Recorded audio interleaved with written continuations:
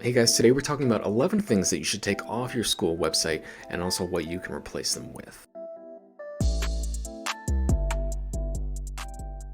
There are certain things that just don't belong on your school website anymore, and whether it's because they're not accessible, or they're not mobile friendly, or they're just annoying, they have no reason to be on your website. And I think what's interesting is that at one point in time, these things were included because they were thought of creating a better user experience.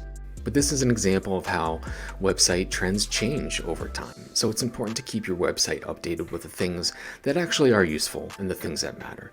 So let's take a look at a couple of those easy edits and things that we can take off our website and what we can replace them with to create a better user experience.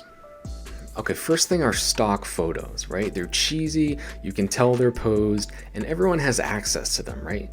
You want to use photos that are authentic to your school community, like your students and your faculty and your school leaders. No one else has access to these photos, and it's going to create that much more of an authentic feel if you can be able to capture those inspiring moments, those genuine emotions that form so much of your school culture. Get rid of your testimonials page.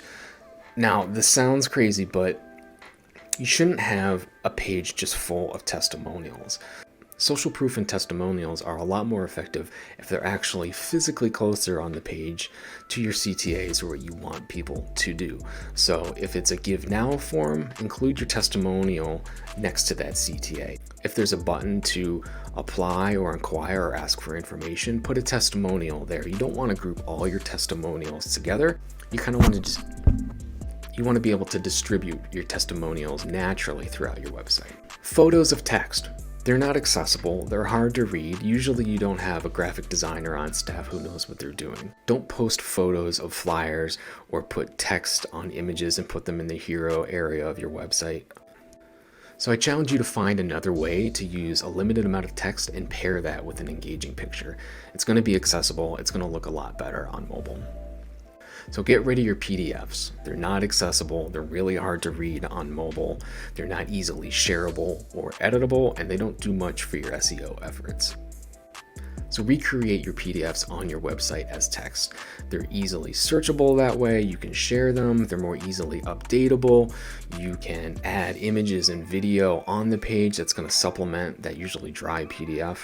And you can boost your SEO efforts if that content is on the page. So vertical photos, I have a really hard time looking at vertical photos. They're not going to translate well on mobile, and the mobile view is just going to end up being that entire photo.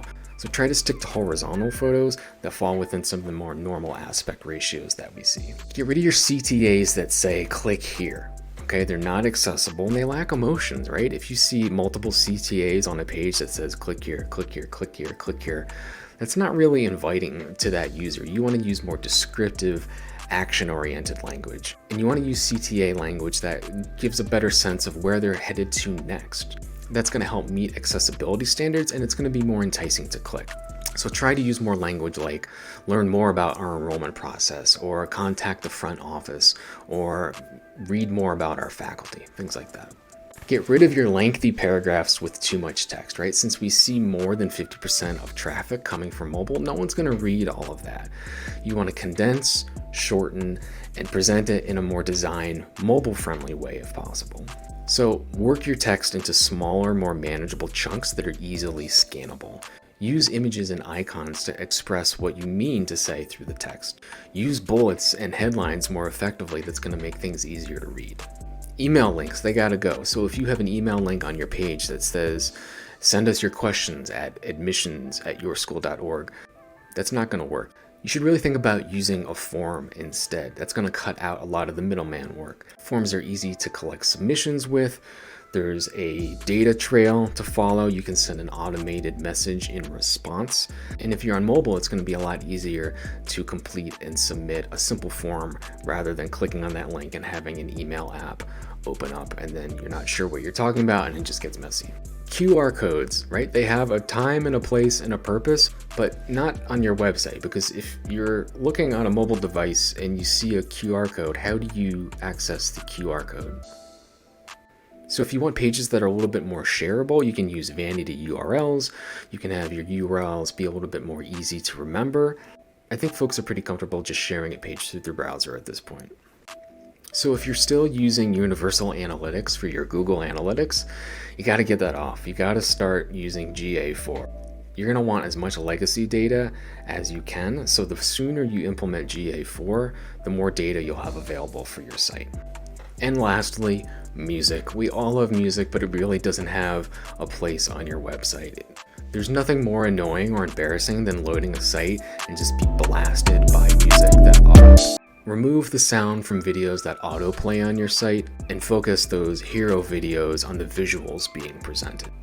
That's it. I hope those things are gone by now. So make those swaps and you're on your way to a better user experience. Thanks guys. Don't forget to like, subscribe, and leave a comment below.